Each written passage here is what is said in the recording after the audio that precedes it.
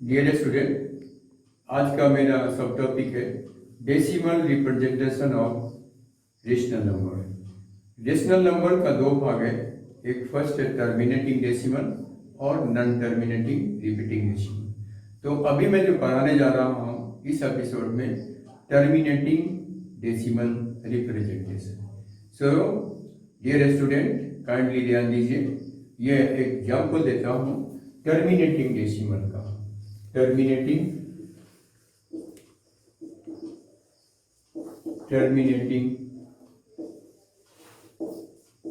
Decimal. Terminating decimal as for example one question है 1/4। 1/4 means it is in the form of p/q form. 1 you have to divide by 4. So 1 को मैंने 4 से divide किया, तो 4 से divide करें 1 4 से डिविजिबल नहीं होगा, इसलिए मैं एक जीरो डाल के एक डेसिमल डालूंगा और इस डेसिमल के बदले में यहाँ पे एक जीरो आएगा। फिर मैं 4 का टेबल पढ़ूंगा। टेबल ऐसा होना चाहिए जैसे जो हम लोग 3/4 में जो डिवाइड करते हैं उस फॉर्मूला में आएंगे, या तो एक्चुअल 10 4 से कट जाना चाहिए या 10 से कम होना चाहिए। तो 4 2 जा 8 हुआ जो 10 से कम है। अब इसको मैं सब्ट्रैक्ट करूंगा, तो सब्ट्रैक्ट करूंगा तो ये बैलेंस आएगा 2 और यहाँ आ जाएगा 0। आप जरूर 0 लिखिए, 0 को नहीं छोड़िए और क्रॉस नहीं कीजिए। अगर क्रॉस करना है तो इस सर्किल के अंदर में क्रॉस कीजिए। तो अभी फिर इसके बदला में मैं यहाँ पे क्या लिखा, 0 लिख दिया। अब क्या करेंगे, 4 का टेबल पढ़ेंगे और पढ़ेंगे तो कुछ एक्चुअल ऐसा टेबल पढ़ेंगे, ऐसा नंबर मिलाएंगे जिससे हमको एक्चुअल में 20 मिल जाए। 4 5 जा 20, ये कट गया। कट जाने का मतलब है बैलेंस क्या हो गया, रिमाइंडर 0 मिला। रिमाइंडर 0 मिलने का मतलब है ये टर्मिनेटिंग डेसिमल रिप्रेजेंटेशन है। तो लिखेंगे मार्किंग अच्छा करने के लिए, इवेल्युएटर का इंप्रेशन अच्छा करने के लिए, देयरफॉर द रिक्वायर्ड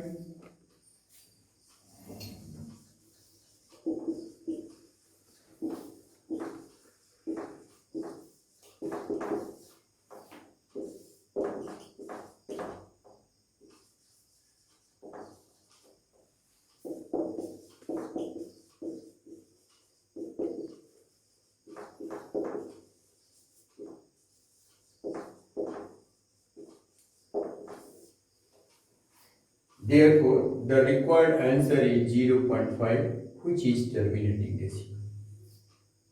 अगर आप इसका स्क्रीनशॉट लेना चाहते हैं तो ले लीजिए।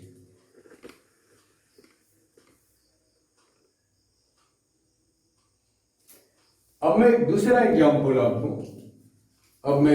एग्जाम्पल टर्मिनेटिंग डेसिमल का दे रहा हूं। दूसरा एग्जाम्पल देता हूं, ध्यान दीजिए और इसको समझने के लिए कोशिश कीजिए। 5/8, दैट मीन्स 5 को 8 से डिवाइड करेंगे तो ये टर्मिनेटिंग है या नॉन टर्मिनेटिंग आपको खुद से समझ में आ जाएगा और अच्छा से समझने के लिए कोशिश कीजिए। ऑलवेज यू पुट 0, हमेशा 0 और 0 के बाद डेसिमल डालिए और डेसिमल के बदला में एक 0 आ पाएगा।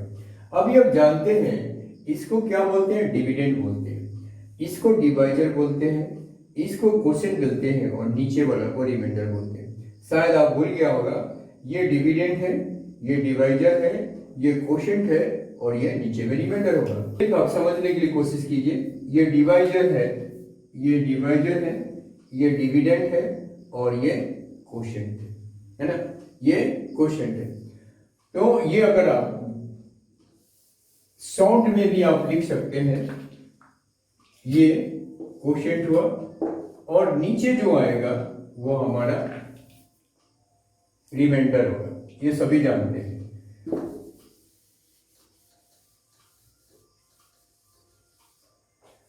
एट 6 4 48,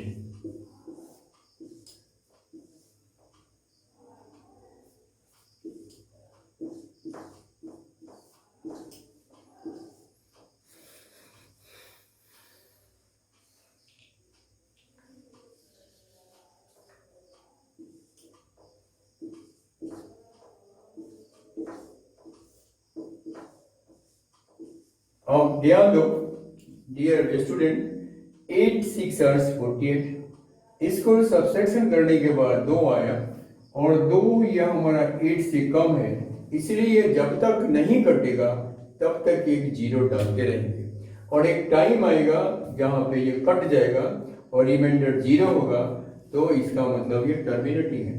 तो फिर 8 2 जा 16 हो गया और फिर बैलेंस निकाला तो 4 हुआ और 8 5 जा कितना हो गया 40, ये भी आपका टर्मिनेटिंग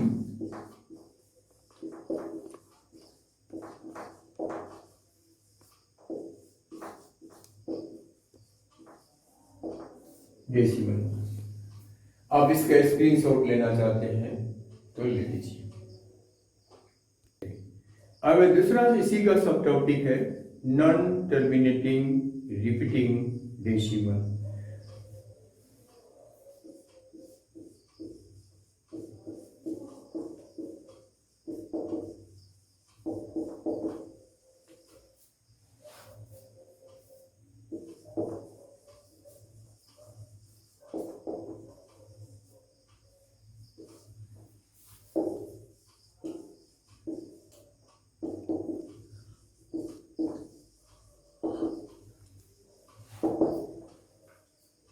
डियर स्टूडेंट, इसको नॉन टर्मिनेटिंग रिपीटिंग डेसिमल में 3 वर्ड आता है, नॉन टर्मिनेटिंग, रिपीटिंग और रेकरिंग डेसिमल। तीनों एक ही है, non terminating, repeating, recurring decimal. ये नंबर है और ये नंबर बार बार आते रहता है। जितना टाइम डालेंगे ये सेम नंबर आपको आएगा। एग्जाम्पल के तौर पे दे दीजिए 1/3। 1 को हम 3 से डिवाइड करेंगे, 1 को 3 से डिवाइड करेंगे तो 1 डालेंगे और 3 डालेंगे और उसी तरह से एक 0 डालेंगे और 0 में के बाद में एक डेसिमल डालेंगे और डेसिमल को एक 0 डालेंगे। तो जेरो डेसिमल को 0 डालेंगे तो ये आ जाएगा 3 3 जा 9।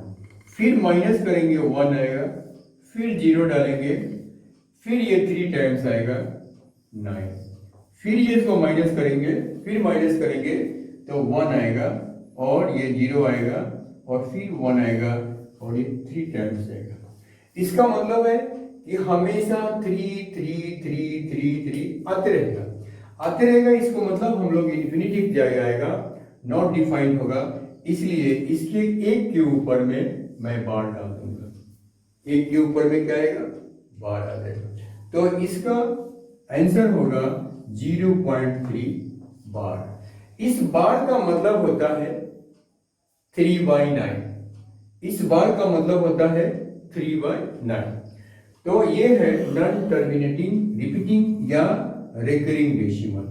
इसको बोलते हैं नॉन टर्मिनेटिंग